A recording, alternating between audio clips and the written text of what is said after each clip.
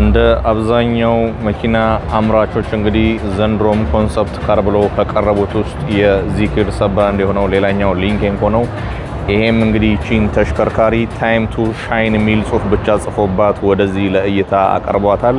ይህ እንግዲህ በሱፐር ካሮች ውስጥ ሊመደብ የሚችል ሊንኬንኮ የሚታወቅበት አብዛኞቹ አነስ ያሉ ሲዳን ተሽከርካሪዎችም የስፖርትና የውድድር ተሽከርካሪዎችን በደንብ ያመርታል። እነዚህንም እንግዲህ ከነሱ መደዳ የሚያሰልፋቸው ይሆናል ተብሎ ይጠበቃል። ሊንኬንኮ ታይም ቱ ሻይን ላይ ሊንኬንኮ ዲዛይን ጉተንበርግ የሚል ጽሁፍ እንደ ታርጋ ከፊት ለፊት ለጥፈውበታል ማለት ነው። ይህ እንግዲህ በዚህ አውቶ ሾው ላይ በደንብ ጎልቶ ከታዩ ሱፐር ካሮች ውስጥ ወይም ደግሞ ሱፐር ካር መስለው ከወጡት ውስጥ የሚመደብ ነው።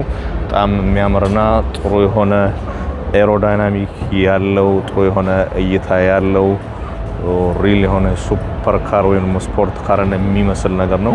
ምን ያክል ዋጋ ይሸጣል፣ ምን ያክል ፍጥነት አለው፣ ምን ያክል ኤሌክትሪክ ሞተር ካፓሲቲ ያለው የሚለውን ኔክስት አብረን የምናይ ይሆናል።